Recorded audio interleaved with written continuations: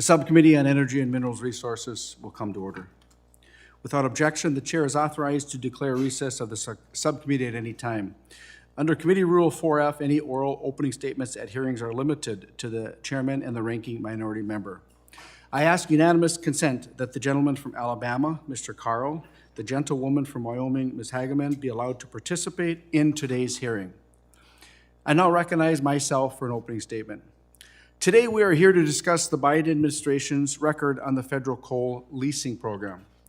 U.S. coal production has been targeted by administrative policies starting in the Obama administration. New coal leasing was halted in 2016, interrupting market forces and jeopardizing the livelihoods of thousands of coal miners. The Trump administration rightfully ended this moratorium, but the ban was unfortunately reinstated by the Biden administration in April of 2021. We have heard this administration say that coal is no longer needed for energy and is too emissions heavy to fit into a lower emissions future. This is an inaccurate and frankly ironic statement.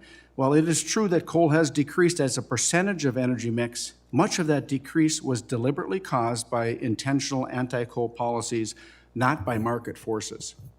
Today, coal still supplies over 20% of America's electricity and remains the primary power source in many parts of the world, including Asia. China approved 106 gigawatts of coal-fired power last year. That's equal to 2 new coal plants a week. China and other nations are not going to stop using coal because the Biden administration thinks they should. Simply put, if the coal doesn't come from us, it will come from somewhere else with far inferior environmental and labor standards. America has some of the lowest emissions and highest grade coal in the world. As a witness today will testify, domestic operators have invested a collective $127 billion in emissions reductions. Global emissions will continue to decrease through technological innovation, as coal producers and other industries have already demonstrated. Rather than demonizing coal, we should recognize it as an important part of our energy mix. Over the past 2 years, we have seen Europe struggle to keep its lights on in the wake of the global energy shortage and invasion of Ukraine. Cut off from Russia gas, many countries turned to coal instead. Germany now gets about a third of its power from coal plants. Coal will continue to be needed for many decades to come, particularly as the share of renewable energy increases. When the wind isn't blowing and the sun isn't shining, it is reliable forms of energy like coal that continue to power our world. Coal is enabling these new forms of energy. And since the Biden administration refuses to approve new hard rock mines, like those in my home state of Minnesota, we are nowhere near the massive build-out of battery storage and other infrastructure needed to make renewable energy truly functional. Without reliable baseload power, we risk rolling blackouts like those that have threatened California in recent years. Simply stated, it's energy sources like coal that are keeping the lights on across America. Speaking of renewables, let's not forget one of the core components of wind turbines, steel. Metallurgical coal, also known as met coal, is a specific variety of coal crucial for making steel. Global steel demand is undeniable, but the same harmful policies that block new thermal coal leasing also threatens met coal projects, such as the Warrior Met Mine expansion in Alabama, which we will hear about from our witnesses today. Finally, I need to stress coal's economic importance to communities across the country. Federal coal production generates hundreds of millions of dollars for the Treasury and state budgets. State revenues are then used for critical services like education, public safety, and local infrastructure. The Biden administration's actions to block or endlessly delay coal projects deprives the United States and our allies of energy security, foregoes millions of dollars in revenue, and risks thousands of high-paying American jobs. I thank the witnesses for being here today, and I look forward to your testimony. I will now yield to the ranking member for her opening statement. Thank you, Mr. Chair. This 3rd of July, we passed a milestone. It was the hottest day ever recorded on planet Earth. The next day, the 4th of July, was again a record-breaking day, as the hottest day ever recorded on planet Earth. Just 2 days later, global temperature records was broken once more. In fact, our planet reached the hottest day ever recorded 4 days in a row last week. For millions of Americans who are unable to access shelter or air conditioning, this past week was deadly. At least 14 people died in Texas and Louisiana, and hundreds were sent to emergency rooms. In my home state of New York, flash flooding 2 days ago left one person dead and entire neighborhoods flooded. This is the climate crisis, and this is just the beginning. It is for this reason that immediate and bold action is necessary to rapidly decarbonize every single sector of the U.S. economy. Coal on public lands has an especially big role to play in this energy transition. Coal creates the most carbon pollution of any energy source. Today, we get about 25% of our electricity from coal, but coal accounts for 55% of the electricity sector's emissions. Over 40% of all coal mining in the United States happens on public lands, and the vast majority of this coal is burned for energy production. In fact, the U.S. Geological Survey found that the federal coal program alone is responsible for 13% of our total greenhouse gas pollution. I'll say that again. The federal coal program alone is responsible for 13% of our total U.S. greenhouse gas pollution. It's clearly time to end all new federal coal leasing on public lands and invest in domestic renewable energy production. As part of this transition, however, we must ensure that we are not simply trading coal barons for solar barons. We must make sure that new jobs are good union jobs and that miners and mining communities are given what they are owed. Miners not only supplied American industry and energy for more than a century, they literally fought and died for workers' rights in this country at a time when union busting was enforced by private militias. I urge everyone in the room who's unfamiliar to look up the Ludlow Massacre or the Colorado Coalfield Wars to understand just a piece of this history. During the New Deal, it was coal mining organizers who led the way in the founding of the Congress of Industrial Organizations and the unionization of not just coal mining, but sectors like automobiles, steel, and electricity. It was these coal miners who formed the core of the New Deal coalition and built an economy that worked for millions of Americans. Any one worker today who has a pension or a union or a weekend owes some thanks to a coal miner, and our coal miners must be first in line for new jobs in the green energy economy.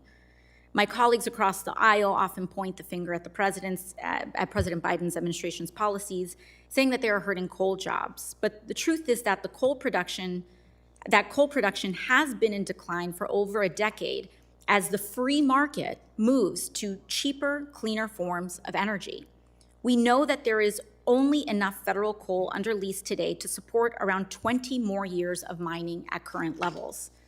We'll hear from one of our witnesses today about how the development of metallurgical coal, which is used for steel production, not electricity generation, represents an opportunity for workers in Alabama. Nearly all metallurgical coal in Alabama comes from private lands, so this testimony is likely related to a proposed lease from the company Warrior Met to produce metallurgical coal on federal land, which is currently under environmental review. But the idea that this project will spur the local economy is spurious. In a break from tradition, Warrior Met has not even approached the union for this new mine. This isn't surprising, as Warrior Met spent the last 2 years fighting with striking workers in Alabama, the longest strike in Alabama history. Rather than spending money on good union local jobs, Warrior Met has chosen to spend it on billboards in West Virginia to hire scab workers. Coal communities do not deserve empty promises from coal barons.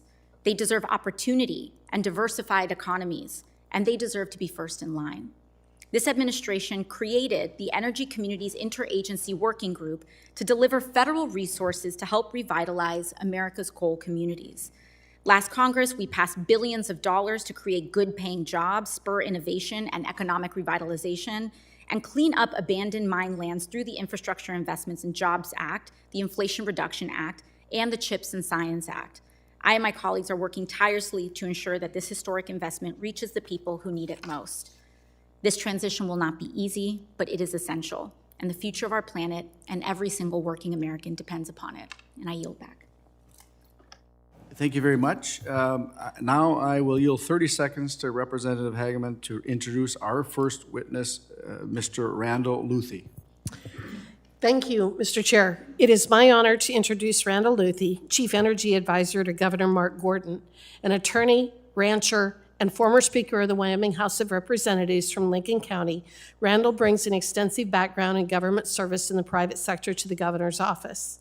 He joined the Gordon administration after serving nearly 10 years as president of the National Ocean Industries Association, and prior to joining NOIA, Randall worked at the Department of the Interior, serving as director of the Minerals Management Service and deputy director of the Department's Fish and Wildlife Service. He served in various other capacities, specifically focusing on energy and environmental issues. And on a personal note, he also served with my father in the Wyoming legislature, and I've known Randall for over 30 years. So thank you for being here and providing us with your valuable testimony and information. Mr. Luthi, you have 5 minutes. Thank you, Mr. Chairman. Good morning, Mr. Chairman, and good morning, Ranking Member Ocasio-Cortez. Thank you for this opportunity to meet with you today and talk about the importance of coal to Wyoming's people, her economy, and to our nation. Today's hearing is to examine the Biden administration's record on federal coal leasing. If from an overall energy and economic view, I would give it the following grades. D, for disappointing. E, for a federal program that is basically extinct. F, for failure to capitalize on the economic and environmental benefit of coal. And I would even go for an I, for inaction on important permits. The most glaring defect of the federal coal leasing program is the fact there is no coal leasing program. In Wyoming, the last federal coal lease was offered in 2012, long before the current administration. However, this administration has done nothing to correct the situation. Wyoming embraces an all-the-above energy strategy. We recognize the need and value in having a diverse energy production portfolio, including coal. And thank you, Representative Hageman, for that kind introduction. Approximately 48% of Wyoming's surface land is federally managed. 67% of the mineral estate is federally controlled. Over 80% of the federally leased coal comes from the Wyoming Powder River Basin. And due to that ownership, it is nearly impossible for any operator to continue mining in the short and long-term future if the coal leasing does not resume, even though it takes 10 to 12 years for a coal lease to go through the evaluation process. Unfortunately, these permitting timeframes are not limited to coal. It took 15 years to permit the Trans-West transmission line, which will carry electricity from the nation's largest onshore wind farm located in southern Wyoming. It's also important to note that there are increasing warnings from various regional transmission organizations and even members of the Federal Energy Regulatory Commission that the rapid deployment from fossil fuel plants is causing grid reliability concerns in part of the country, often when it is needed most. The reliability of coal-fired power plants is essential. So back to I for inaction. There are 2 plan amendments pending at Interior. These are not new leases, but involve coal that was sold years ago, but are part of a phased development. The Black Butte Mine Amendment was submitted in January of 2021. The coal within this plan has gone through 3 NEPA reviews and 3 public comment process. Given that length of time and the increased or enhanced security, I can only surmise that this is a deliberate delay. The other one is the West Antelope lease. My written testimony also identifies no action on approval of a proposal to let old wind turbines be placed into coal mines that are being reclaimed. This amendment was published in August 4, 2021. There was no public comment received, so there shouldn't have taken any time to analyze those public comments. This proposal would lessen the pressure on local landfills, benefit wind companies, and benefit people working in the reclamation of coal mines. Yet, no action. My closing comments concern the failure to use coal as a tool to meet even the administration's climate goals. Wyoming exports about 93% of our energy. If we use technology to decarbonize our energy production, it benefits consumers across the nation. Governor Mark Gordon was one of the first governors to set a net zero carbon emissions goal. However, changes in the Wyoming energy are going to be on our terms. As the governor has often said, burning coal is not the issue. It's a release of CO2. We embrace technologies like carbon capture, utilization, and storage. Some of Wyoming's and the nation's coal-fired power plants are ideal for carbon capture. Coal and emission goals are not incompatible. Wyoming, along with the Federal Department of Energy, are also developing alternative products from coal. Coal is a possible source for rare earth elements and critical minerals needed for energy technologies such as wind turbines and batteries. The Carbon Engineering Initiative at the School of Energy Resources focuses on the ability to manufacture value-added, high carbon content products from coal. Products under development include asphalt, roofing materials, building materials, graphene oxide, soil amendments, polymer products, carbon membranes for water purification, and graphite, which is an important component of electric vehicle batteries. Why halt these promising innovations due to a lack of coal leasing? I can only ask why again. Again, it appears the administration does not seem to value coal and its many uses just because it is coal. Thank you very much for your testimony. The chair is now going to recognize Mr. John Driscoll. Mr. Driscoll, you're up for 5 minutes. Thank you.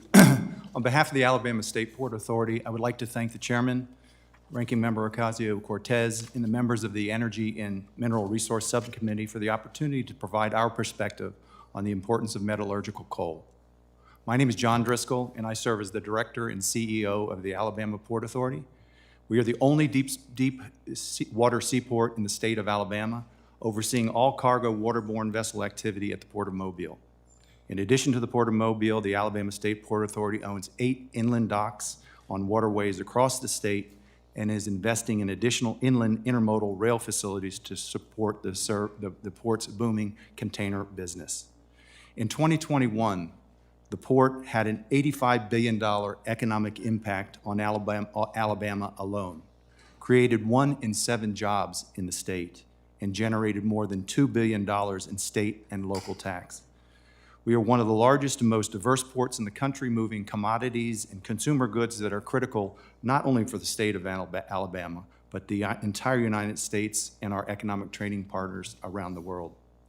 Of the 36.4 million tons of cargo moved over the Port of Mobile in 2022, more than 13 million tons of that cargo was the incredible natural resource we are here to discuss today, coal. At the Port of Mobile, we primarily handle metallurgical, or met coal as it's referred. Met coal is not thermal coal, which has long been burned for energy. Instead, met coal is a primary material used to produce high-grade steel. The steel used to build everything from cars and computers we use daily to specialized things like medical devices and heavy construction equipment. Whether roads and bridges or ships and planes or just kitchen appliances you have at home, met coal is virtually everywhere. Metallurgical coal, specifically Alabama's met coal, is recognized industry-wide as some of the finest steel-making coal and is sought after worldwide. Not only is it some of the highest quality metallurgical coal in the world, but its geographic proximity to the deep water seaport, accessibility to inland waterways, and well-connected rail infrastructure render it one of the most competitively priced met coal available worldwide. The complete life cycle of Alabama met coal is as unique as it is impactful. In Alabama, met coal comes out of the ground in the Birmingham and Tuscaloosa areas, travels down by rail or barge to the McDuffie Coal Terminal at the Port of Mobile, where it is exported to steel makers and then shipped back to the United States, some through the port, in a finished or semi-finished form. The next time this steel leaves Alabama, it could be from a new car from the Mercedes manufacturing plant in Vance, Alabama, or a brand new Airbus passenger jet from the final assembly line in Mobile. Meeting American and global steel needs requires a tremendous amount of metallurgical coal. In California, it required 64,000 tons of met coal to make the steel for the Golden Gate Bridge. Whirlpool needs over 100 pounds of met coal to produce a refrigerator. Boeing needs around 10 tons of met coal to build its 787 aircraft. Renewable energy developers need met coal to construct wind turbines and solar panels. Cities need commuter rail lines, farmers need tractors, chefs need stores, stoves, teachers and students need computers. Met coal is everywhere and almost certainly touches at least one thing that the average American consumer relies on daily. With this commodity in such high demand, the Port of Mobile's McDuffie Coal Terminal operates 24 hours a day, 7 days a week. We are the third largest coal handling facility in the United States, and with major coal industry expansions underway in Birmingham and Tuscaloosa areas, exports are expected to double in the next 5 years. Other areas of the country which met coal production is in high demand are Arkansas, Pennsylvania, Virginia, and West Virginia. As such, the port has embarked on a nearly $200 million capital investment program to double our throughput capacity, better serve our customers, and make McDuffie the most modern and efficient coal export terminal in the United States. Through these investments, McDuffie will reach its full potential of more than 20 million tons exported annually, ensuring the Port of Mobile offers the efficiency needed to keep up with the growing demand of met coal. At the port, our primary goal is to facilitate economic growth and serve our customers. However, burdensome regulations hinder our customers' capabilities and impede the expansion of Alabama's economy. With growing global demand and limited alternatives, it is more important than ever for the U.S. to tap into the bounty of the natural resources and proceed with federal leases to meet global needs while also delivering economic and tax benefits to the U.S. I urge the esteemed members of the committee to consider this testimony, collaborate with your colleagues on both sides of the aisle, and work with the administration to enact the appropriate measures to unleash the full potential of America's natural resources. This is not only crucial for economic stability and job creation, but also for fostering global trade, developing modern infrastructure, producing renewable energy resources, and ensuring our national defense.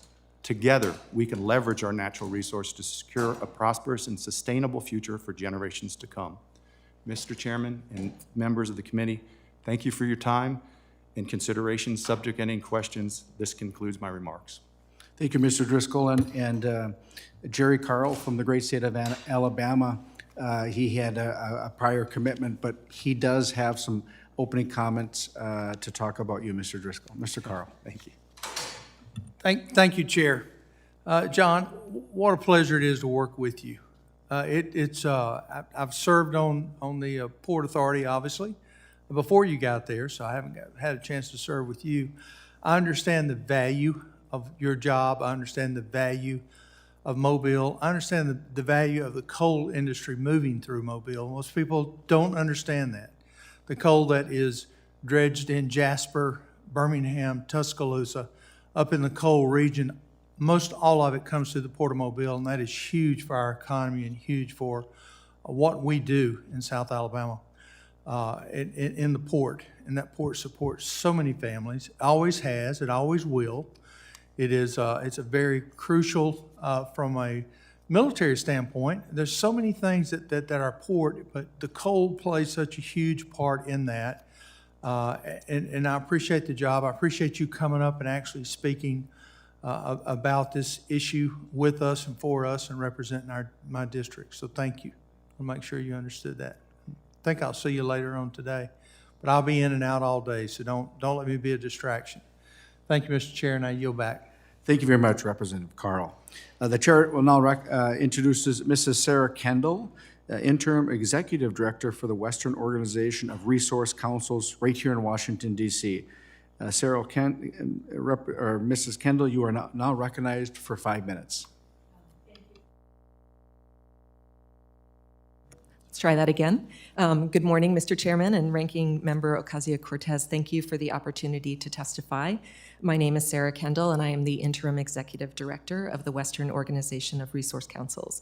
Our organization is a regional network of 9 grassroots community organizations in 7 states in the Northern Rockies and Great Plains, and we are headquartered in Billings, Montana. The first organizations in our network were formed in the early 1970s when ranchers who owned private land over federal coal deposits needed to protect their homes, livelihoods, and private property rights from proposed strip mines. The federal government owns about 1/3 of all U.S. coal reserves, and almost half of annual domestic coal production comes from federal coal, with the vast majority produced from the Powder River Basin of Wyoming and Montana. The BLM currently administers 283 coal leases that will supply coal production for at least 20 years, and likely decades longer as coal production continues to decline. As was noted earlier, federal coal fuels power plants across the country and accounts for 13% of all U.S. greenhouse gas emissions. Continuing to lease coal from public lands is fundamentally incompatible with the urgent action required to combat climate change at the scale and pace required. In addition to climate change impacts, federal coal leasing and subsequent mining creates significant and, in many cases, irreversible impacts.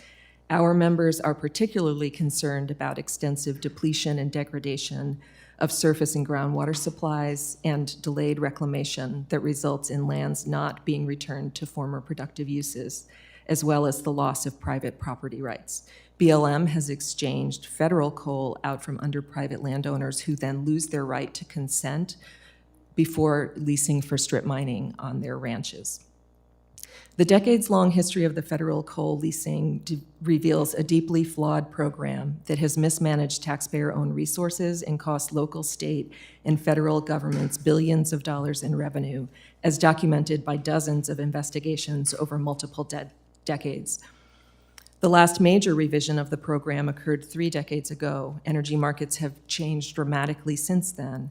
Domestic coal demand and production have generally been declining since 2008, in large part because coal has lost its competitive edge over natural gas and now renewables. Yet in 2016, coal companies were proposing to increase the rate of leasing significantly, despite having more than 20 years of reserves already leased.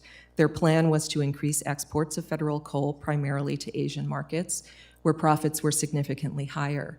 In our view, scaling up exports for coal companies' profit would effectively send taxpayer-subsidized energy supplies to our overseas competitors and continuing the mining and burning of our most carbon-intensive energy source, just as the U.S. was attempting to regulate emissions at home. The leasing pause was not designed to limit the mining of federal coal. It was designed to provide time for the government to review the program and institute needed changes before new leasing occurred. And in fact, the leasing pause did not limit leasing. When Secretary Jewell issued the order to conduct a complete review of the federal coal program and pause leasing while the review occurred, coal companies had proposed leases for over 2.9 billion tons of federal coal. 14 leases were not covered by the pause. That was an additional 1 billion tons.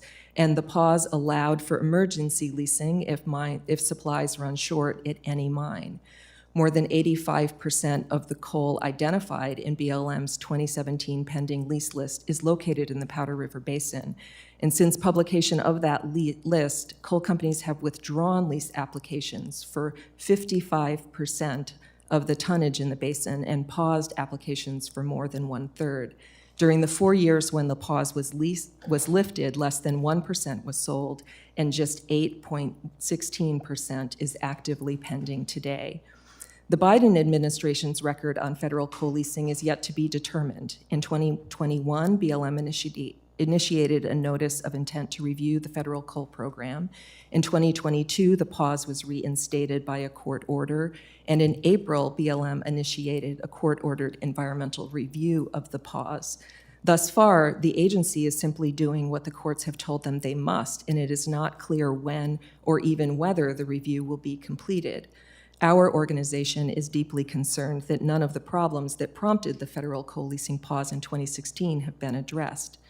The real leasing pause is being driven by the market and competition from less expensive energy sources, by depleted coal reserves that are now more expensive to mine, and growing consumer and business demand for cleaner sources of energy and a carbon-constrained world. In closing, coal communities deserve policies that recognize reclamation as an important economic opportunity and necessity, ensuring that reclamation occurs in a complete and timely way. We need to focus on creating new, sustainable, and diverse local economies and preserving the benefits and respect that coal miners and their families have earned over generations of hard work powering our country. The Inflation Reduction Act unlocked significant federal investments to assist energy communities, and the Interagency Working Group on Coal and Power Plant Communities is rallying a whole-of-government response. Now, the federal coal leasing framework needs to acknowledge the historic market changes, ensure taxpayers receive a fair return for the leasing and mining of public coal, and appropriately minimize environmental and climate impacts. Thank you. Thank you for your testimony. I will now introduce Mr. Matthew Adams. He's the Vice President and Senior Tax Counsel for Navajo Transitional Energy Company, based in Bloomfield, Colorado. You are now recognized, Mr. Adams, for 5 minutes. Mr. Chairman, Ranking Member Ocasio, I appreciate the time and the honor to present to you today. I represent Navajo Transitional Energy Company. We are owned by the Navajo Nation. We are the third largest coal producer in the United States. In addition to being a coal producer, we also have investments in rare earths, in helium, in the Four Corners Power Plant, so we have the utility side as well. We are an instrumental economic partner with the Navajo Nation. We provide 40% of the general fund on an annual basis. So as we look at the current policies and laws and regulations which will eliminate fossil fuels, which we absolutely feel is the target to eliminate fossil fuels, it will absolutely cause an extinction event of the Navajo Nation. 40% of the annual fund of the Navajo Nation is provided by our company. So we're talking about, we look at the $22 billion that the United States government received from mineral royalties last year compared to the just short of $10 trillion of revenue. U.S. could offset that. The Navajo Nation, 40% of its revenue could not offset that. This is an extinction event to eliminate this from the Navajo Nation. I want to be very clear in what we're talking about here. There is no conversation about how to replace that. The Navajo Nation is just one of many tribes that rely on natural resources for its revenue. As the Navajo Nation, we produce about 53 million tons. 48 of that stays in the United States. We export 3 to 5 million tons. We have exported as NTEC, and historically we acquired the Cloud Peak assets. As Cloud Peak, we have historically exported as well into the export market. So we're very conscious of what that market is, and we believe that we need to continue to play into that export market. As was just mentioned, there is a very viable market in the export, and we actually think that we need to develop more into that space. There are several points that I want to make sure that I get out within the 5 minutes. We believe that coal continues to be an essential resource for the United States. This is true from an energy reliability perspective as well as from a federal revenue perspective. The reliability aspect, as we heard in the opening comments, the temperatures were warm. Climate is changing. The temperatures are getting warmer. We can't imagine that reducing the amount of power available is the answer. And that's what we're saying the policy is. Closing power plants, making it harder to open gas and power plants will eliminate power. I can't imagine that getting rid of air conditioning is the answer for how to deal with climate change. But that's the policy that we're seeing and we understand. And the facts have shown that over the last 120 years, unfortunately, people don't die when it's hot. People die when it's cold. The heat, people adjust. There have been significantly more deaths due to cold than there have been to heat. Typically, we adjust. We need to shift our focus away from worrying about what fuels the plant, whether that's natural gas, whether that's wind, whether that's solar, whether that's coal, and shift to the emissions if that's what the concern is. We need to develop deliberate strategies for that conversion from fossil fuels that doesn't put lives at risk, that doesn't threaten our economy, our national security. We can't just go on whims and prayers and hopes. The new EPA rules are literally looking at technologies that do not exist yet. We're asking utilities to make a commitment to close coal plants in 3 years in hopes that we develop a new technology in 2030. It doesn't make sense. It's asking us to get rid of cars, as an example, and hope that we figure out how to use a flux capacitor by 2032. it simply doesn't make sense. Let's develop the technology to have in place before we get rid of the technology that we currently have. Eco-colonialism is not the answer. Going to other countries and telling them that they cannot have power to develop their citizens is not the answer. We have enough coal in this country to help the energy poverty that exists in this world.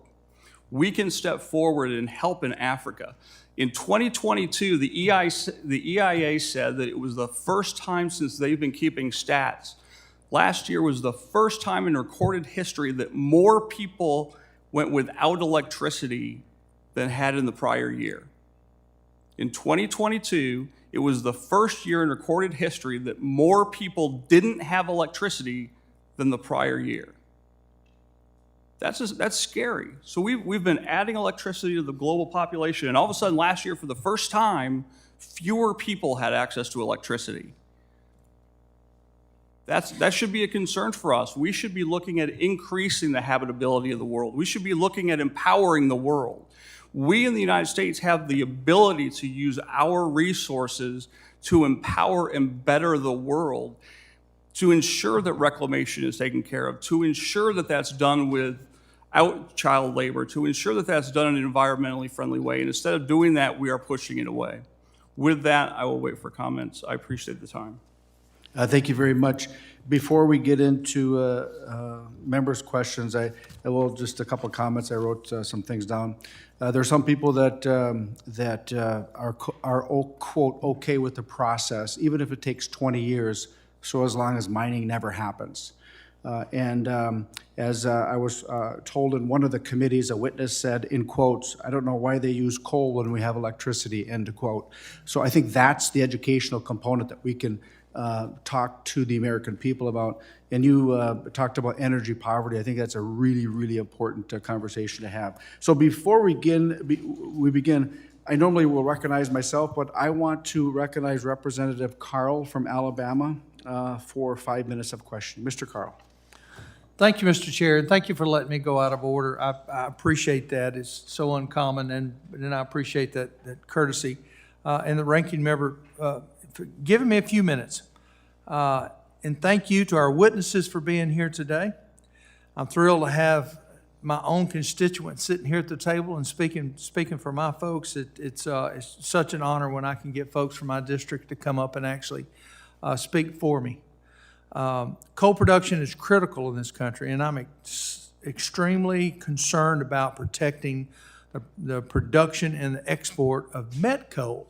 We have a tremendous amount of met coal in the state of Alabama, and we have got, the Interior Department has agreed met coal does not fall under this coal mandatorium, but we still see them dragging their heels getting permits issued. It's still a nightmare for us. From my time on the Port Authority that I mentioned earlier, when I was a county commissioner, I understand firsthand just how important met coal is to the Port of Mobile, and in turn, how important the port is to our local, regional, and state economy. For several months, I've been doing all I can do to push this administration to take action on the pending met coal leases.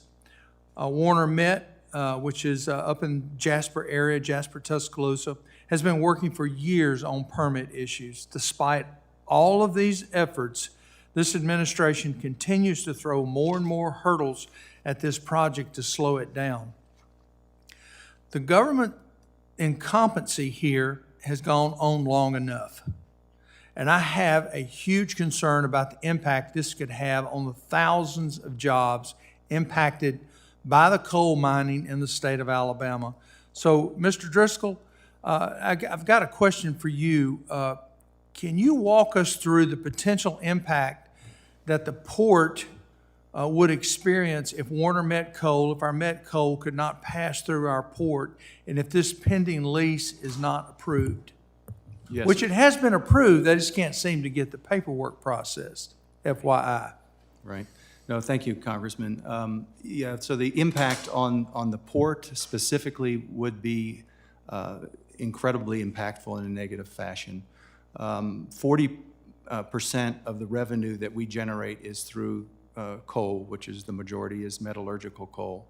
And as I stated previously, the Port Authority for the state of Alabama has an economic impact for the state of about $85 billion. The one I'm most proud of is that there's over 313,000 Alabamians that are employed as a direct result of the port of the port's activities.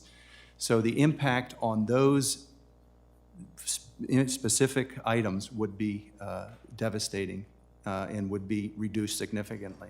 We employ union labor at the port. We deal with 8 different union labors. We also have non-union labor, but we have 8 different labor unions.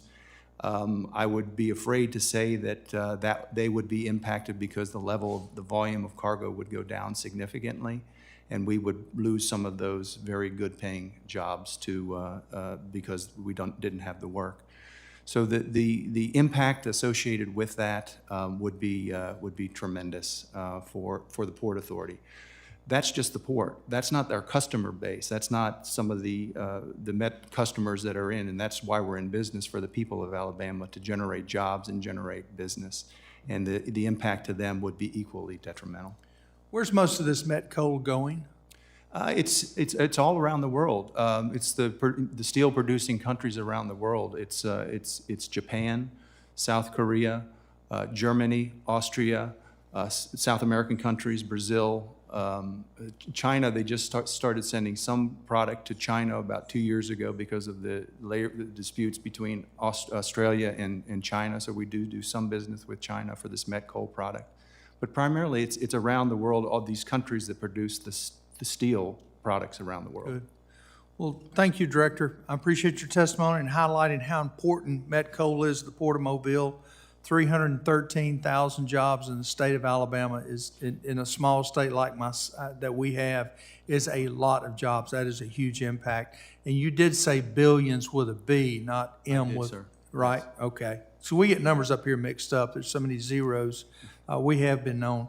But with that, I thank you for coming and speaking to us. Thank you, sir. And I yield my time back, Mr. Chairman. Thank you very much. The chair will now recognize the ranking member, Representative Ocasio-Cortez, for 5 minutes. Thank you, Mr. Chair. You know, we just heard a little bit about Warrior Met Coal and its leases and permits, but so far this conversation has left out the other major news about the company, its ongoing labor dispute with the United Mine Workers of America. In March of this year, UMWA workers at Warrior Met Coal ended a 2-year strike with no improved contract. This was the longest strike in Alabama's history and a disappointing outcome on many levels. See, these workers had personally sacrificed to keep the mine running when the previous owner, Walter Energy, went bankrupt in 2016. And I think it's important to talk about this because this is exemplary of not just one company's treatment of its mine workers, but an industry's treatment of its workers. These workers agreed to significant pay cuts, increased health care costs, and reduced retirement benefits just to keep the mine running. Workers took those cuts with the understanding that they would be reversed when the mine was profitable again. Mr. Driscoll, do you know how much profit Warrior Met Coal made last year? I don't. According to their 2022 annual report, Warrior Met made over $641 million in profit last year. And this is not a fluke. With the exception of the 2020 pandemic, Warrior Met has made hundreds of millions of dollars in profit each year since purchasing the mine in question. And in that same report, Warrior Met Coal calls itself socially minded, but less than 2 weeks ago, a judge with the National Labor Relations Board found that Warrior Met Coal violated labor laws during the strike. And unfortunately, Warrior Met is not the only coal company with this kind of track record. Coal started declining in 2008 as cheaper and cleaner forms of energy became more available. And since then, we have seen significant waves of bankruptcies in the industry. And Ms. Kendall, when a coal company goes bankrupt, can you briefly explain what happens to worker pay and benefits? Going to get it next time. Part of the answer is probably it depends on the company and the particular circumstances, but in general, workers are very vulnerable. I mean, we've had members who are former coal miners who have lost their jobs overnight, lost their paycheck overnight, and lost their retirement benefits as well. So when these coal companies go bankrupt, they shed their liabilities for healthcare and pensions. They no longer have to cover workers' healthcare, workers' pensions. If a new company like Met Coal buys that previous bankrupt company's assets, the contract will almost without a doubt be worse for those workers as well. And in addition to those workers forfeiting pension, healthcare, and other employee benefits through bankruptcy, reclamation also becomes a significant issue. And we see some photos right up here of some of the environmental damage that happens with some of these mines. But those companies are supposed to be responsible for reclamation responsibilities here. Can you speak to some of the environmental and public health impacts on coal country communities in these instances? Well, our members, many of our members are ranchers in coal country, and they have experienced groundwater depletion and surface water depletion. I think for folks who are familiar with ranching, you know how important water sources are, and especially natural springs and watering holes. And so to lose those due to coal mining in an area is a huge concern. And the general experience of our members has been that those resources are not replaced. So that means they have to haul water at great expense. It takes a great deal of time. We're extremely concerned about reclamation delays in our area. Just 17% of the mined lands in reclamation in Wyoming and 20% in Montana have been completely reclaimed over decades. And it's a very big concern that the reclamation bonds that are in place are not sufficient to ensure that reclamation occurs.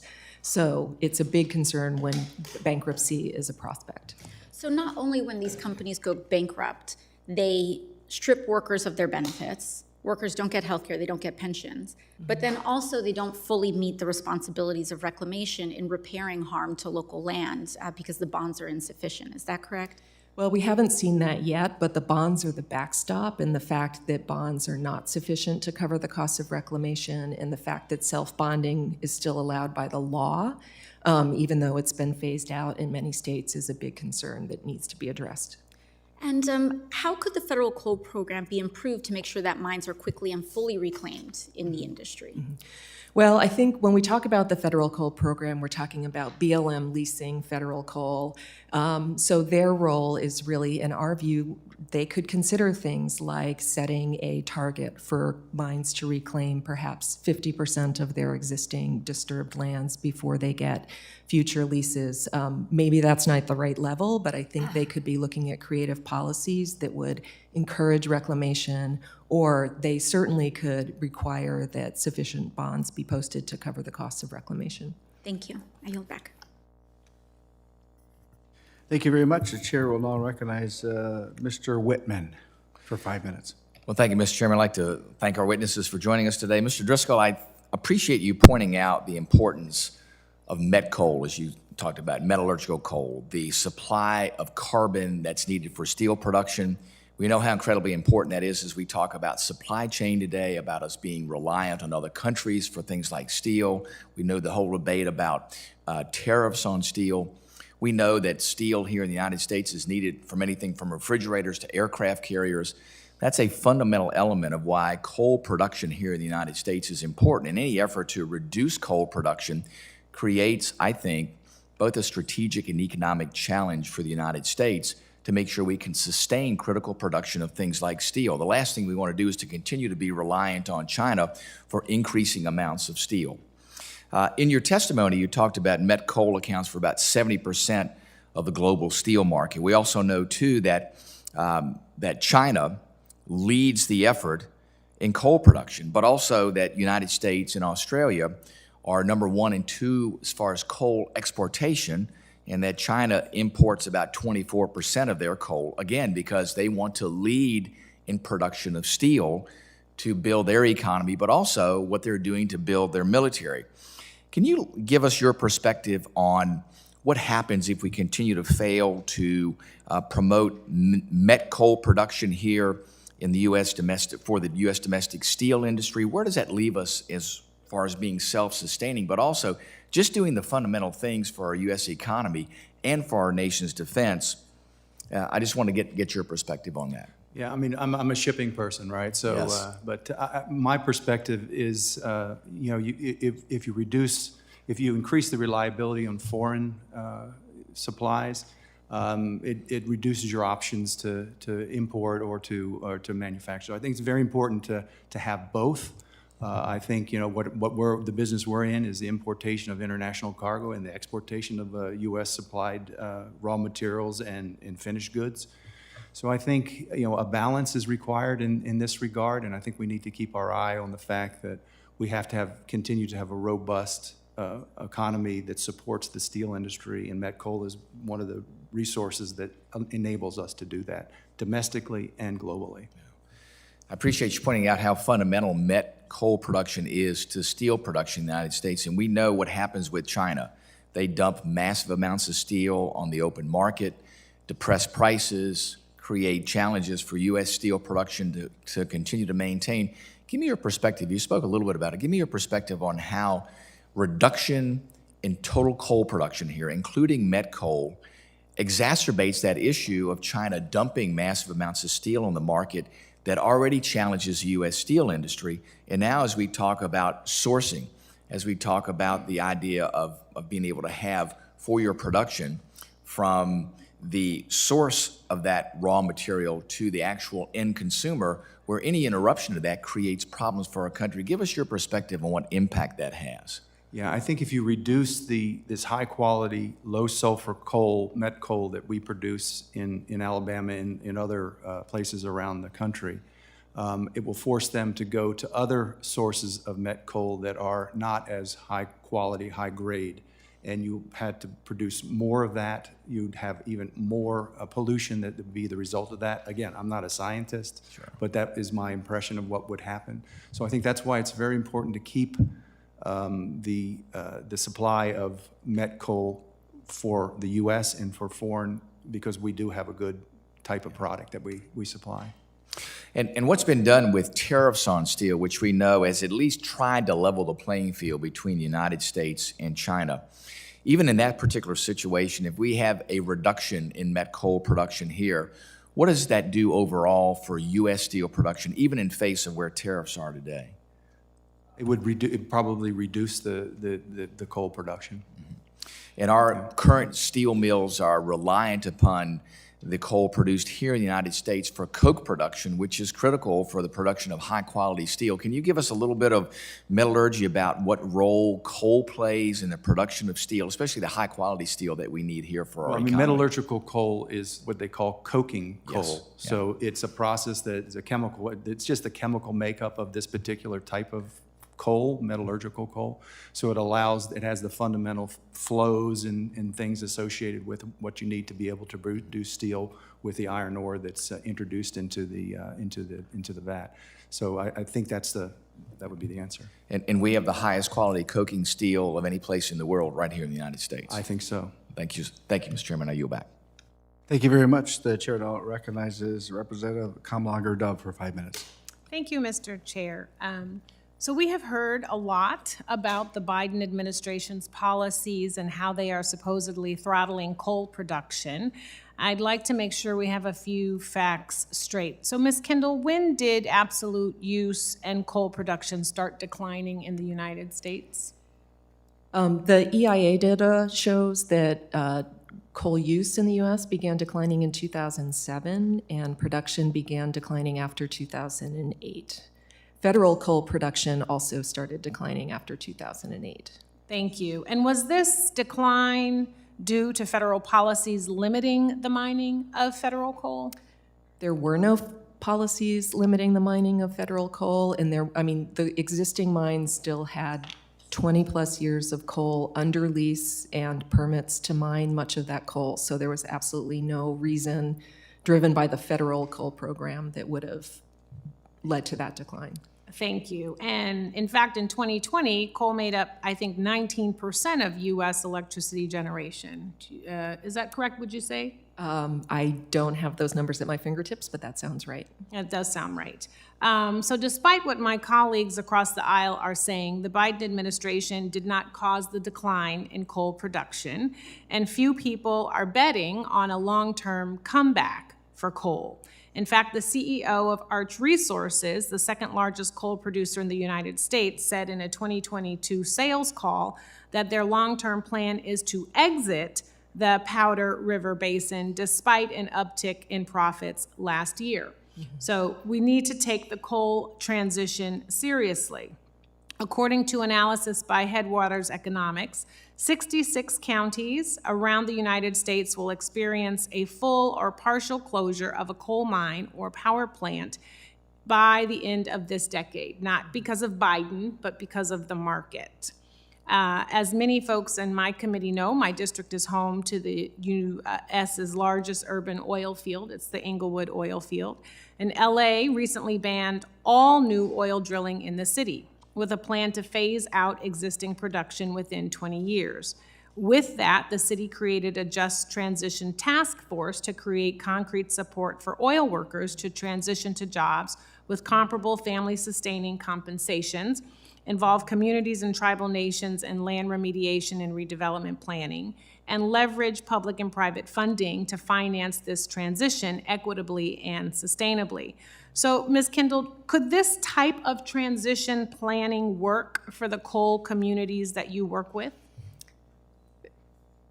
It's a challenging situation. I think Mr. Adams laid that out. And when he discussed the Navajo Nation's experience, I think in our view, advanced planning helps. And I think from the community perspective, for communities to be able to plan, and frankly, for the federal coal program to plan for the future so that they can look at how are they addressing concerns related to safety and reclamation, workers, job loss, tax base. I mean, I think to look at the issue of how revenue is managed now and how it can be replaced for the communities that are most dependent on it is critical. Absolutely, it is challenging because it's also precipitated by fear. If a plant closes, the economy stall, jobs leave, and people get very nervous because they feel like they're being forgotten, which is why we should be making sure that the federal government is doing all that we can to help coal communities transition. So, Ms. Kendall, how could reforms to the federal coal program help communities prepare to transition? Well, I think, one key thing is revenue, and several members have referred to the share of royalty revenue and other revenue that goes to states and local governments. I think there have been proposals from Headwaters Economics and others to look at how that revenue, like how much revenue is brought in, what the rates are, and how it's distributed, and whether that should be changed. I think that is a great example of how the federal program can be helping communities prepare. The other area, in our view, that is absolutely essential is reclamation. Our reclamation program right now is broken. We are deeply concerned that those strip mines that you showed earlier will not be fully reclaimed. And what will happen then with agricultural and wildlife, which have really been the prior productive uses of those lands. Great, thank you. My time is up. With that, I yield back. Thank you very much. I'll now recognize myself for 5 minutes. Mr. Adams, in your testimony, you noted that GHG emissions from the United States coal fleet from inception to closure is estimated to be less than 1.5% of global GHG emissions. In comparison, China is responsible for nearly 30% of global GHG emissions year after year. Given that emissions from U.S. coal is close to negligible compared to the global total, do you think that it would make any measurable difference to climate change if the United States coal production stopped overnight, like some of my colleagues on the other side of the aisle are advocating for? No. Do you want to expand on that? Yeah, to climate change, no, it would not make any negligible change to our economy, to our national security, to the lives and well-being of American citizens. Absolutely. And the issue that we're talking about here isn't making up for the jobs and the finances of coal community. It's the fact that we're cutting out 25% or 20% of U.S. power without a replacement in a time when we're saying we need more power. There is no replacement plan for the power that we're saying go away. That's the concern. If there were pixie dust and unicorns to replace it, then coal country would get behind it.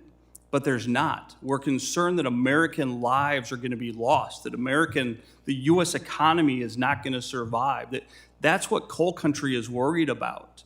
There's this misconception on these last questions that the U.S. coal country is simply concerned about itself. Okay, of course people are concerned about their jobs. Of course we care deeply about America, but we care deeply about America. And losing 25% of our energy without a replacement being there, we're shocked and concerned that that's not a concern. How can we get rid of our energy without being concerned about there not being a replacement in line taking its place? Thank you. As the United States rushes to bring renewable energy online, what does this rapid increase mean for the reliability of our energy grid? And what kind of role does easily dispatchable baseload power, like coal, play in maintaining that reliability, Mr. Adams? I think on the reliability factor, it gets very technical in the physics. And with Storm Uri in Texas 2 years ago, we almost learned a horribly painful lesson where we were within 4.5 minutes, literally 4.5 minutes of learning what it was like to lose power for 5 weeks in the entire state of Texas. Because the frequency of the electricity on the grid has to be at 60 degrees. It can't be intermittent. Wind and solar cannot support the entire grid. Gas, coal, some future technology of hydrogen, some nuclear, whatever it is, there has to be a base load that keeps the grid solid at 60 megahertz. It has to sit there. And if that drops below, then there is a systemic issue that will shut the grid down. In Minnesota, when it's 40 below for 2 weeks at a time, we need that base load to keep us alive. Director Driscoll, my home state of Minnesota has been mining iron and taconite used in steel making for over 140 years. Met coal, as you explained in your testimony, is the other key component in the steel produced today. My district understands very well how vital steel making is at the national level and for local economic prosperity. So my constituents know firsthand how harmful these administration resources policies can be. In your estimation, what would be the impact on steel making potential if the millions of tons of met coal at the Warrior Met Project are left in the ground? Could you repeat your question, sir? What would be the effect, the impact on steel making potential if the millions of tons of met coal at the Warrior Met Project are left in the ground? It would be dramatic because you wouldn't produce that steel. You wouldn't have the raw resource to be able to produce that steel, so it would be dramatic. So as you know, the Iron Range in northeastern Minnesota mines over 80% of the taconite that makes steel in this country. That would most likely result in layoffs. And when we talk about American-made steel, met coal is needed. Would that be correct? Yes, sir. Okay, in just a few minutes or moments here, Mr. Luthi, in your testimony, you mentioned 2 mine plan amendments in the state of Wyoming that have been pending at the Department of the Interior. This is despite completed reviews at the state level and at least 1 letter sent by your governor to Secretary Haaland to inquire about the delay. Can you explain as best you can why there's been delays? Mr. Chairman, I would love to be able to explain that. I cannot. We have volunteered to give them more information. We have tried to work with them. And so far, the silence has truly been deafening. These are simple mine amendments. It should be, I would think, an easy thing to approve. Mr. Luthi, we had one of our witnesses made the comment, and I wrote it down. This administration needs, quote, time to review the program, end quote. That's a delay tactic. And we're seeing it in northeastern Minnesota in the mining. They're okay with the process as long as the process takes, so as mining does not take place. That's their end goal. And we have to remove that type of thinking if we want to be energy dominant and critical mineral dominant. With that being said, Mr. Magaziner, you are up for 5 minutes. Thank you, Chairman. Let's get right to the heart of the matter here. Climate change is real. It's costing lives, it's costing jobs, it is costing money out of the pockets of working people. It is man-made, it must be reversed, and in order to do that, we need to phase out of coal. Last week, the world had the 4 hottest days on record globally. The 4 hottest days in human record happened last week. We are on pace for 2023 to be the hottest year in human recorded history. Less than a month ago, we had record-breaking wildfires that put U.S. cities in the top 10 worst locations in the world for air pollution. Rhode Island, my state, is experiencing rapid sea level rise. Entire neighborhoods in my state are being wiped off the map. It's hurting the fishing industry, killing jobs, impacting asthma rates for children. And these events are not coincidental. They are man-made. And the data is clear. It's not even complicated.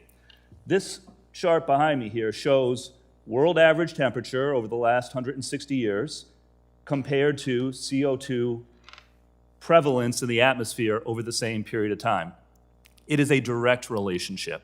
This is undisputed in serious science. The data is clear. The U.S. is also one of the highest per capita emitters among major countries. We're not the only one. Others have to act as well.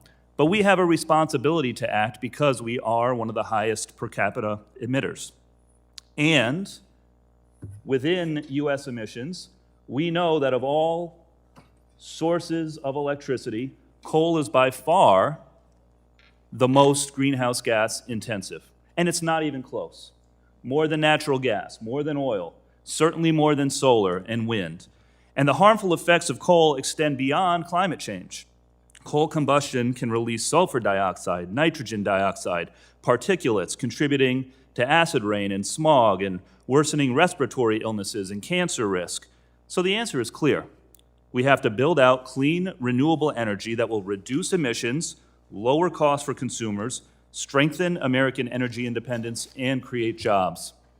And let's not forget about the jobs, because job creation in renewable energy is exploding and already well exceeds jobs in electricity production in conventional energy. The Inflation Reduction Act will bring even more Americans into the clean energy sector, with experts projecting that these investments will create 9 million good-paying, clean jobs over the next decade. So our mission is clear: to help the working people who I represent, who we all represent, who are seeing their tax dollars have to go to climate resiliency, to preventing neighborhoods from being flooded, healthcare costs associated with higher asthma rates in kids and in vulnerable communities and in seniors all across the country. We have to responsibly transition to clean energy. And it is unconscionable that many of our colleagues are trying to slow that progress, trying to slow the progress toward rolling out solar and wind and grid resiliency, which would have done a lot to help with the electricity crisis in Texas. Slowing the progress on job-creating clean energy development to do the bidding of the coal industry that is poisoning communities and leading the warming climate that is impacting so many people. So with that, I want to yield my final minute to the representative from California, Ms. Kamlager-Dove, and just urge once again that we take climate change seriously and we make this transition to clean energy as rapid as possible. I'll yield. Thank you, Representative Mazinger. I just wanted to respond to some of the testimony that came from Mr. Adams. You mentioned that it's not about getting rid of power. No, it's not. It's actually about innovating green power. You stated that people are not dying from the heat, they're dying when it's cold, because with heat they can adjust. Well, in fact, we know that 62,000 folks died last year in Europe. We know that millions are dying around the world because of extreme heat. I come from a city in Chicago, where seniors are dying every year in the summer because of heat, not the cold. And lastly, you said using our resources to empower and better the world, probably the way we see it in the United States. That actually sounds like nouveau colonialism to me. I recently visited countries in Africa, and they say the reason why we're not there is because we're not sophisticated in our approach with them. So I just want to set the record straight from some of that stuff that I was hearing from you. And thank you. And with that, I will yield back my time. Thank you very much. The chair now recognizes the co-chair of this committee, Representative Hunt, for 5 minutes. Thank you, Mr. Chairman. Thank you, witnesses, for being here.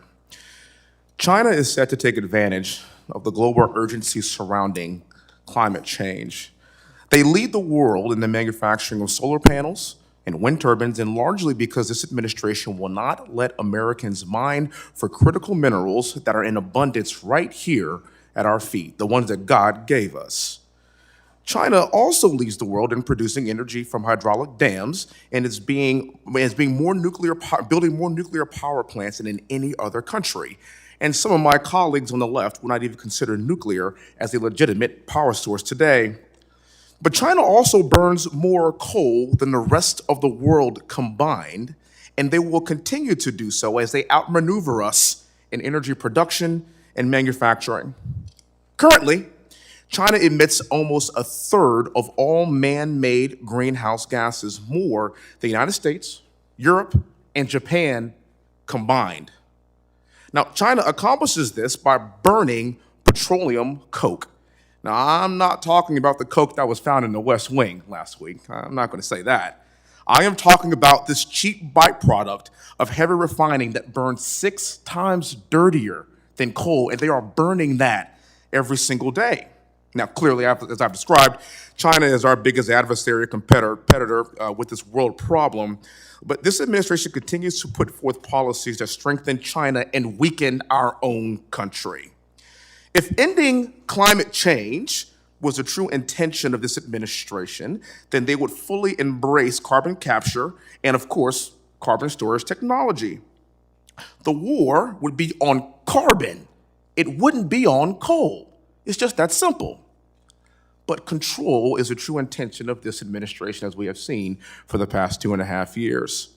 In 2021, coal was at a nearly equal ratio with renewable sources of energy as a share of the total U.S. energy consumption, and coal is the dominant energy source for most developing countries. Now, at my home in Houston, Texas, I have some neighbors, and they own 2 Teslas. And my home is powered by coal. And so are their Teslas, because when you plug it in, it's on a coal-powered grid. You're welcome, and thank you very much for providing that kind of energy for their Teslas and for my home. And Houston, by the way, is quite hot, and it's quite air-conditioned as well. Thank you very much for what you do. Energy addition is the word. There is no such thing as a transition. We got to stop talking like that, because the only way we're going to continue to fuel our country and the world is it's going to be a mix. It's energy addition, because the world's going to need more electrons, not just us, the globe. If the Russian invasion of the Ukraine hasn't showed us anything in the energy sector, it's that an energy mix is important, and that foremost mix, and the biggest piece of that, is going to be natural gas and a mix of coal. LNG saved Europe during the past winter, and without American LNG, the lights in Europe would have literally been turned off. And that LNG left the ports of Louisiana and, of course, my home state of Texas. And not only provides great, good-paying American jobs, but also provides heat, power, and life for our European friends. If you want to beat Putin in the Ukraine, stop printing money we don't have and unleash American energy. That is how you beat Putin. And lastly, coal is one of the building blocks of America. Not only is coal an energy source, but it is paramount in our ability to continue to improve our infrastructure, which is crumbling around us. And as we invest in other countries and spend hundreds of billions of dollars around the world, we are investing in our own infrastructure, and met coal is essential to the production of iron and steel in our own country. As I discussed, we have an old infrastructure in this country, and it desperately needs updating, and we cannot do it without you, and we cannot do it without coal. We cannot update our systems. We cannot update our future. We cannot update our future for our children if we don't continue to use coal as a fundamental building block to get to the future. I'm from the energy capital of the world, Houston, Texas, which in my opinion makes me the energy congressman of the world. I know this issue is very important to all of us, but we need redundancies, we need assurances, and we need affordable energy, not just for us, but for the entire world. And we are literally sitting on it in this own country, and this administration refuses to let us use it. Sir, it's right in your district, and yet we continue to empower the world by not empowering our own country. We must do better. Thank you all for being here. With that, I yield back. Thank you very much. The chair now recognizes Mr. Rosendale for 5 minutes. Yeah. Thank you very much, Mr. Chair. Thank you, Ranking Member Ocasio-Cortez, for holding this hearing. To try and create the narrative that the market is phasing coal out is simply false. You completely disregard the policies that have been put in place, no, not just by this administration, by the Obama administration as well, going back to 2017, okay, when he was passing these same types of policies that are making it difficult for us to develop coal. And what it has done is chased investment out of the industry. It has taken the industries themselves, the businesses, and made it very difficult for them to produce this. And yeah, we have seen the bankruptcies and the closures of several mines. The simple mandates that have been placed on our electricity producers so that they have to fill their portfolios with a certain amount of renewable energy has made it difficult for them to continue to rely on the dependable baseload electricity that is produced by coal. In Montana alone, I don't know where there's a greater example of this than where production has been decreased from March 22 to March 23. Our production was down 900,000 tons over the same period the year before. We saw Decker Mine closed. The baseload electricity is going away. And as my good friend, the congressman from the energy congressman of the world stated, we have to increase the production. We cannot replace the production. This is a critical part of that. We have also in Montana a checkerboard nature of the land ownership. So we have federal lands, we have state school trust lands, and then we have private property. And this checkerboard effect makes it very difficult for a private developer to come in and utilize those resources without having the agreements in place from the federal government. And unfortunately, I've got a mine in Rosebud, Montana, the Signal Peak mine, which is experiencing the exact same thing, Mr. Luthi, that you are, that they have leases that are in place, but they're going back now and they're rescinding the agreements that are on those leases for the federal ground and keeping Signal Peak from accessing the coal that they had tied up and had depended upon for many years. And right now, we are in a position where, based upon the coal that they're producing that is available on the private property, is only going to sustain them for about another 20, 24 months. And then they've got this great big checkerboard square of federal lands that they've had leased that is in the way, that is going to shut this whole mine down because they will not be able to proceed, to continue to develop the resources that they had actually already leased. And that is a major, major problem. Mr. Luthi, you mentioned in your state's producers lost an estimated 60 million tons of production due to the inability to transport coal to your customers. resulting in state revenue loss of $90 to $100 million. How can we in Congress make sure that these producers are able to transport their coal to their customers, and how is the Biden administration currently impeding that process? Mr. Chairman, Congressman Rosedale, thank you for that question. The last series of questions, you might have seen me sitting up pretty high because these are important. You know, you're absolutely right. Wyoming is the largest producer of coal. We actually had a reprieve from the decline that has happened the last few years largely because we believe of the amount of coal plants that have been taken out of production before they needed to be. And frankly, renewable is great. It provides about 22% of the energy, in the nation, the electricity. We suspect that's going to increase. But we're not dealing with the energy gap. That is, as we close those plants down, we do not have enough renewable power, batteries, and storage for 24-hour dispatchable power. We need that type of fuel. Even today, 60% of our electricity comes from fossil fuels. Vice Chairman Hunt, Wyoming is glad you are the largest consumer of Wyoming coal. Thank you. We appreciate that. And I really appreciated some of the minority witnesses talking about CO2. That should be the target. CO2 is the issue, not coal that's being produced. We have technology. We have the ability to use that technology. Carbon capture does work. It will work. It needs time. It needs investment. But I can tell you that we can make it work. Just wanted to touch on a couple of other things. We talked about jobs. 5,100 jobs in Wyoming directly related to coal.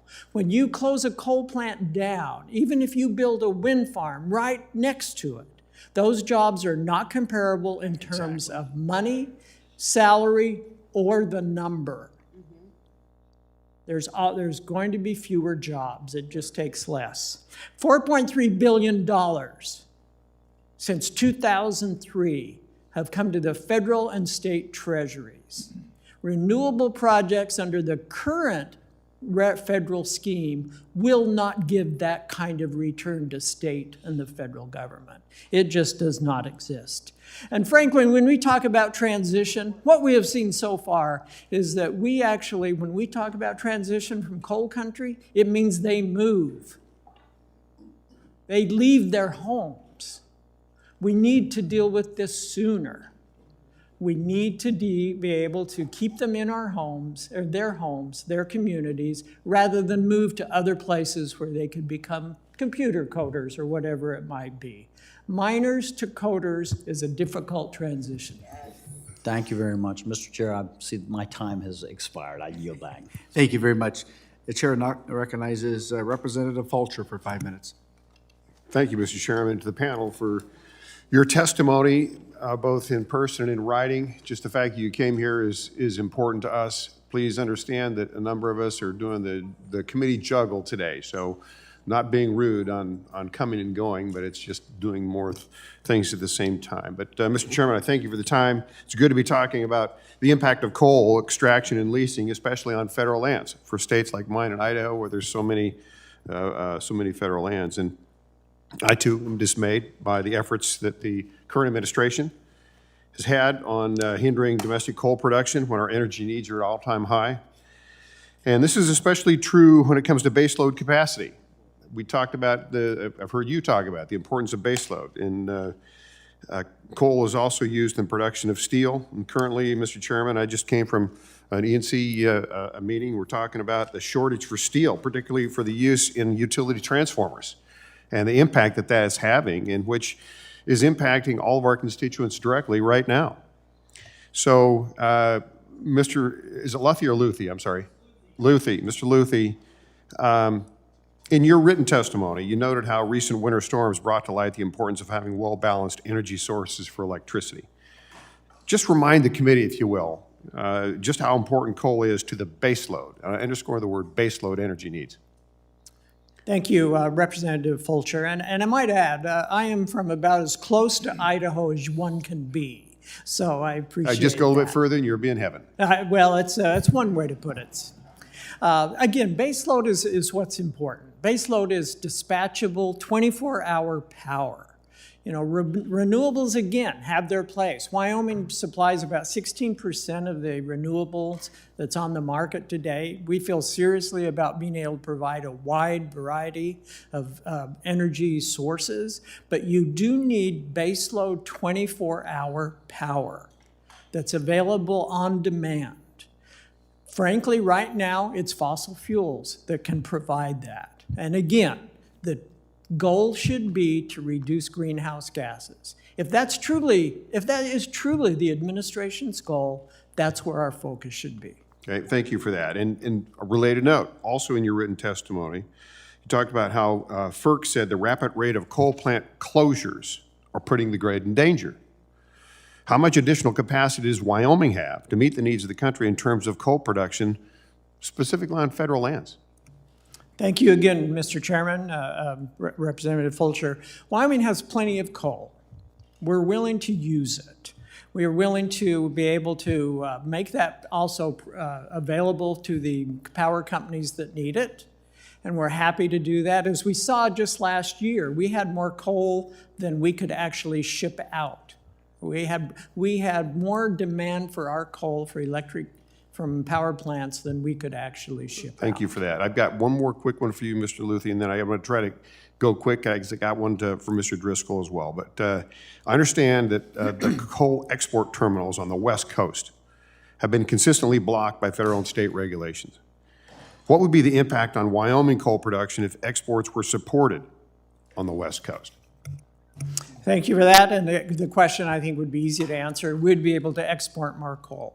We would be able to keep our coal communities whole. We'd be able to move forward. All right, thank you for that. Mr. Driscoll, I'm going to go off, and I'm open to anyone, but I'm just looking at your background. You might be the best one to address this. And this is something just popped into my head as we were talking and I was listening to the other testimony as well.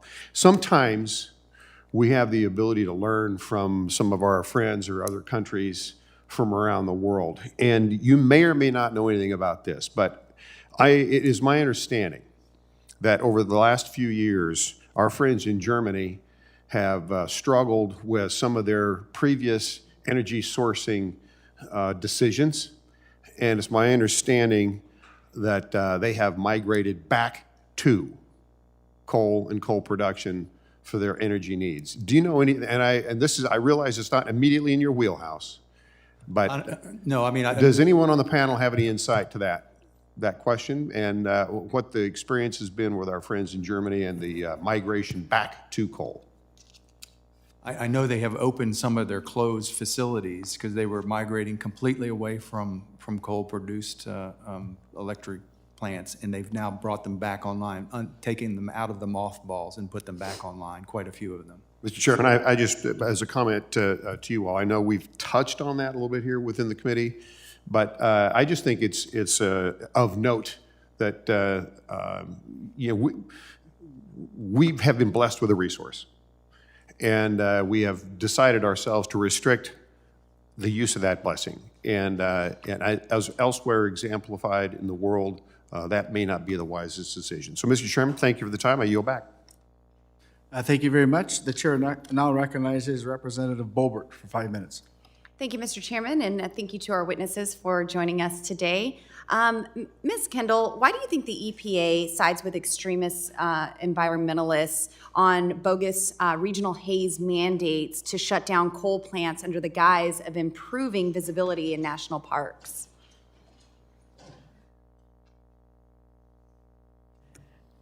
I think that there are real issues with regional haze that affect national parks, and EPA is fulfilling their statutory duty to under the Clean Air Act. So with all due respect, I think the regional haze rule is just another way for leftists to arbitrarily target fossil fuels they are philosophically opposed to. In Craig, Colorado, a community in my district, they have been forced to close a $3 billion power plant because of regional haze settlement, which will kill hundreds of good-paying jobs and devastate the local community. And we're already seeing the impacts of that. 36.92% of property taxes in the county come from the Craig Coal power plant. Ms. Kendall, in your testimony, you state Decisions regarding how our nation leases federal coal resources have significant consequences for all Americans. Now, how do you and other leftists ignore the devastation you are causing to minorities and people in rural America who are hit hardest by these anti-fuel mandates?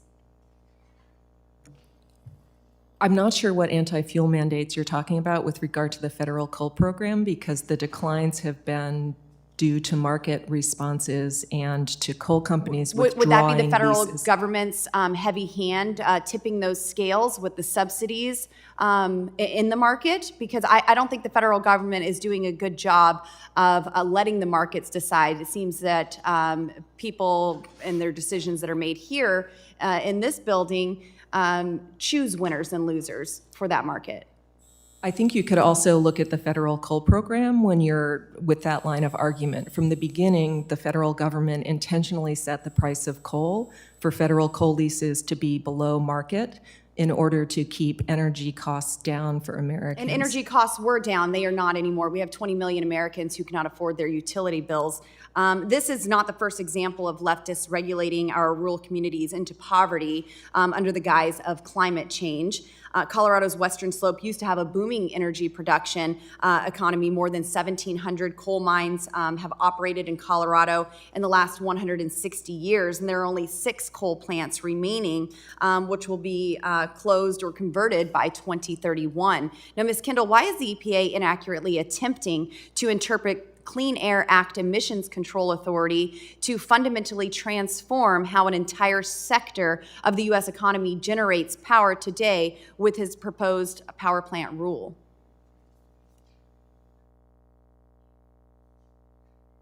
Could you repeat the question? I just want to know why the EPA is inaccurately attempting to interpret the Clean Air Act Emissions Control Authority. This is job killing. It's proposed rules that puts the Green New Deal agenda ahead of rural America and communities that rely on affordable and reliable energy.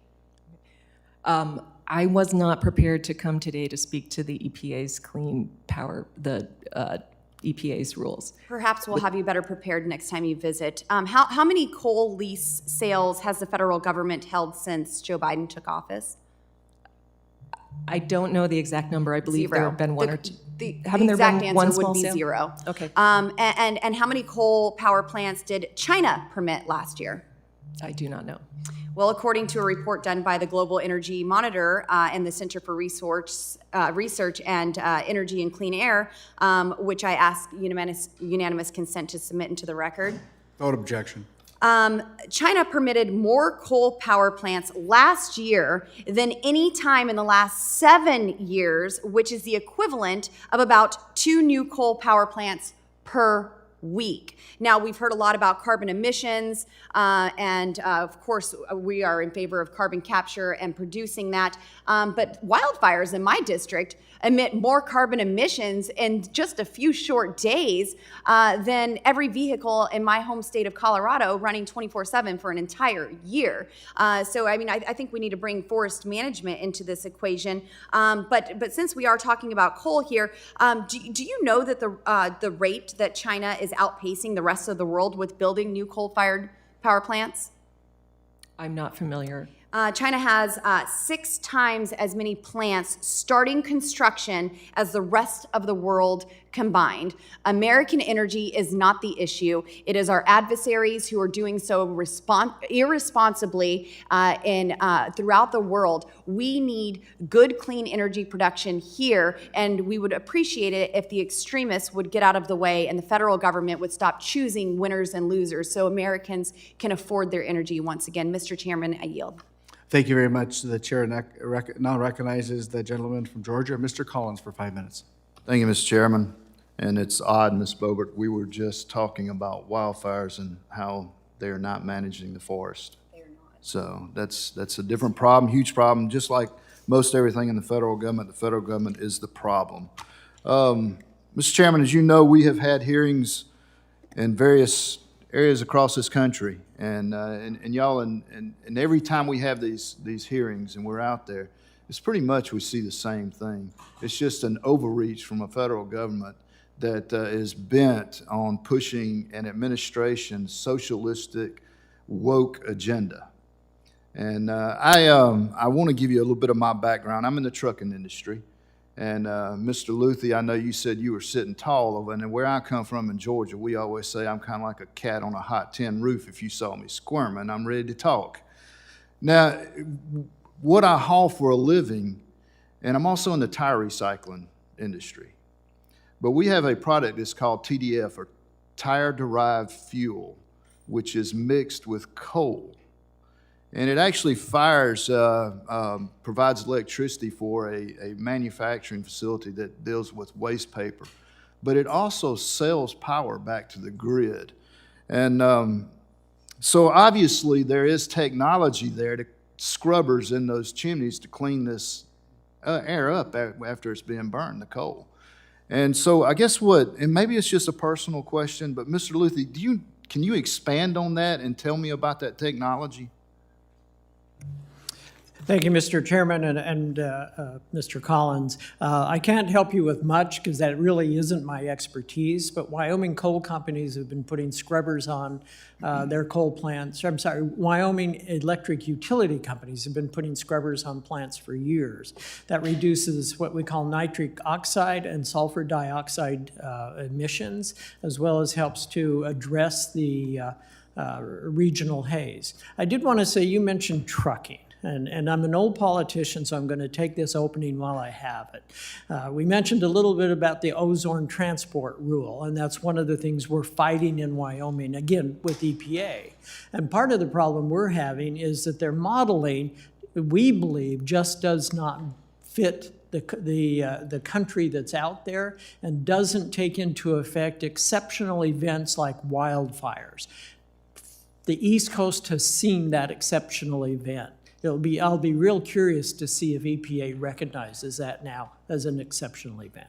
All right, thank you. Would anybody else like to weigh in on that? I don't know if it's something that's in y'all's wheelhouse or not. I find it odd that we've been hauling this product for better part of 20 years. So there's technology out there. And I guess the other thing that I'm curious about, what we've been seeing is the EPA has obviously been playing a big role in suppressing a lot of new power plants or from people being able to mine coal.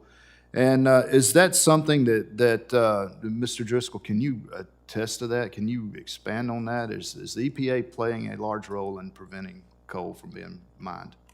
I'm not prepared to talk about that, no, sir. I don't know. Mr. Luthi? Thank you. I get the opportunity again. Absolutely. And let me give you a good example of I think what I think is somewhat a disjointed approach. On one hand, some in the administration are talking about how great carbon capture is, how great it should be on a coal-fired plant. And then we have the power plant rule that comes out, and it doesn't give enough time or enough incentive. It's long on sticks and very short on carrots to allow utility companies to do that. You know what, I think, I know I'm getting short, but I think what we've been seeing too is just a moving of the goalpost. Every time it seems like you're getting close to being able to comply, then the compliance rules change. And I don't know if that's something that you've been seeing in the coal industry, but we've certainly been seeing in all the other hearings that we've been talking about here. And I think that's why one of the big things that I espouse out there in all industries that we need tort reform in this country. These out-of-control environmentalists that are out there suing and just bringing lawsuits with no consequences just to make it harder on people out there trying to make an honest living. So with that, Mr. Chairman, I thank you and I yield back. Thank you very much. The chair now recognizes Representative Hageman for 5 minutes. Thank you, Mr. Chairman, and a special thank you to each of the witnesses for your attendance at this important hearing today. Coal plays an essential role in the Wyoming and U.S. economy. More than 40% of the coal produced in this country comes from the state of Wyoming. Coal mining provides thousands of jobs and produces billions of dollars in direct state and federal revenue. Coal production helps fund our schools, our hospitals and clinics, and other essential services. Aside from the hundreds of millions of dollars Wyoming coal provides for the state, it also contributes hundreds of millions in royalties to the federal government. Despite all of the contributions of the coal economy to the prosperity and progress of this nation, This administration has perpetuated a lie that coal production is the problem. They have fed the American people a false narrative that so-called green energy is reliable. However, we've been reminded time and time again that there are consequences for weakening our baseload energy, the most recent example of this being in Texas in 2021. The federal leasing program has been essential to strengthening the baseload, particularly in western states whose lands are heavily controlled by the federal government.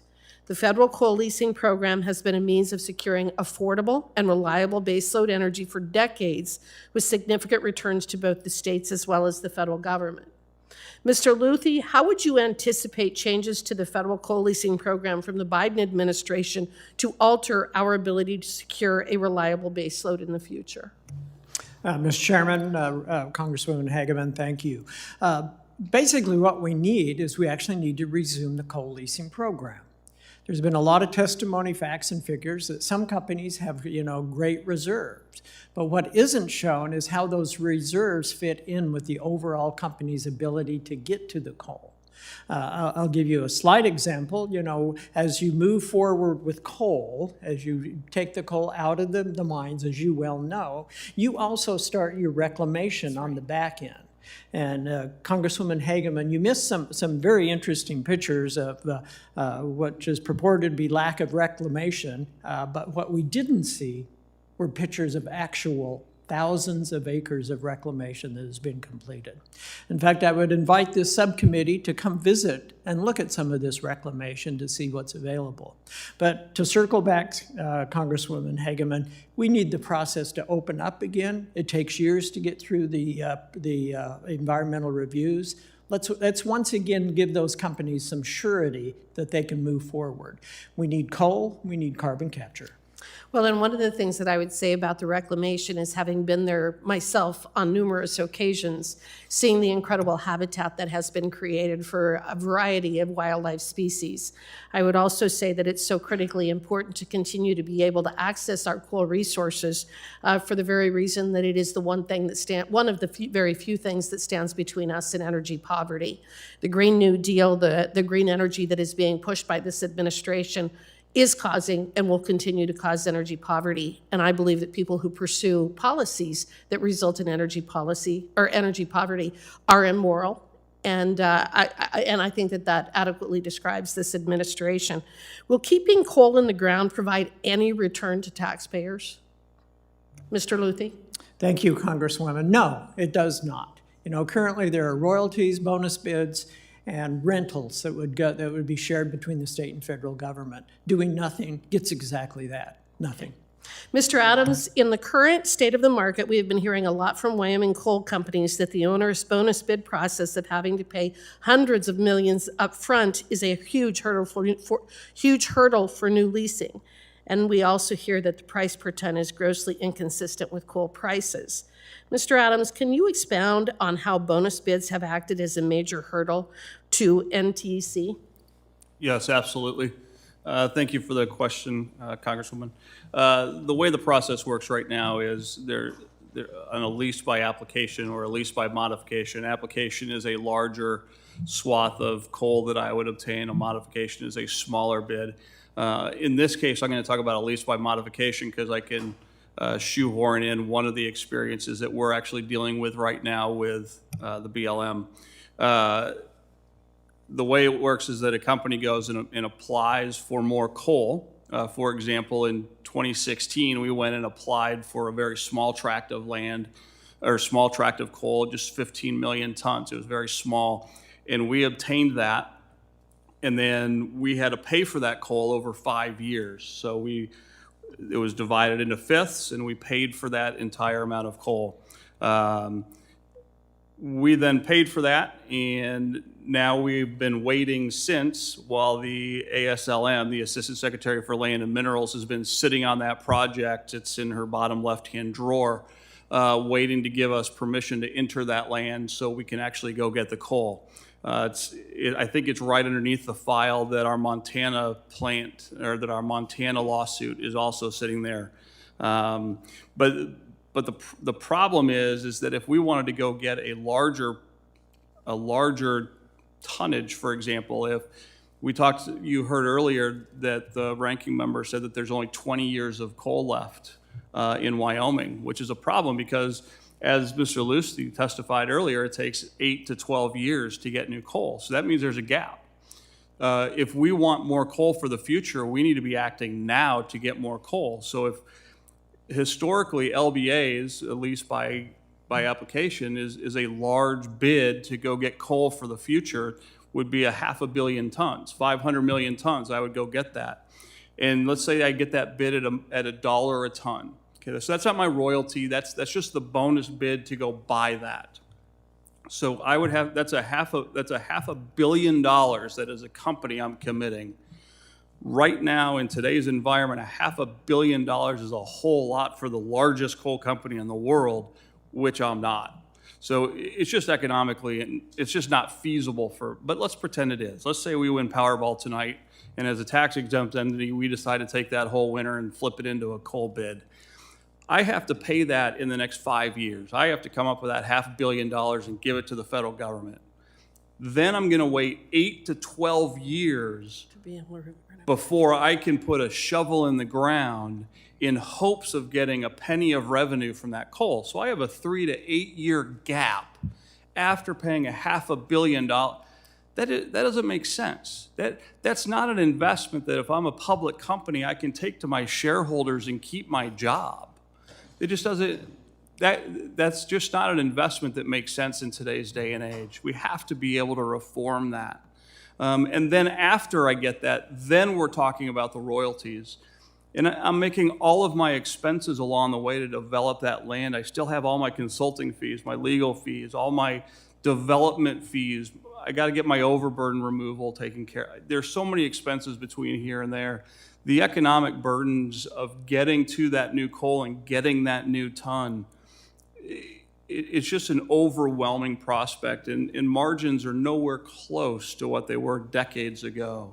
The economic realities of being a coal miner and providing energy for America today, we just don't understand.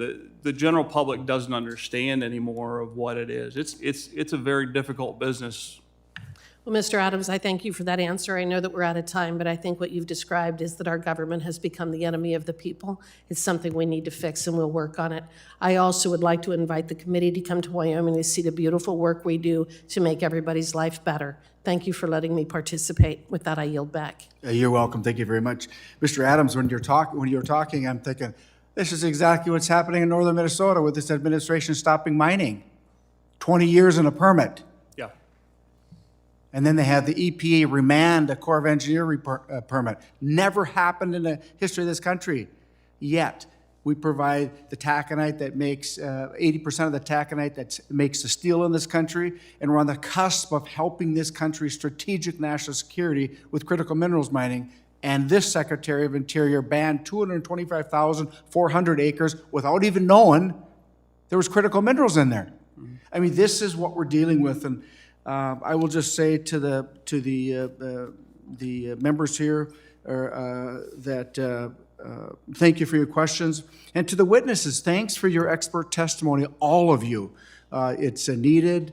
It's a great discussion. And again, thank you. The members of the subcommittee may have some additional questions for the witnesses, and we will ask you to respond to these in writing. Under Committee Rule 3, members of the committee must submit questions to the committee clerk by 5 p.m. on Monday, July 17th.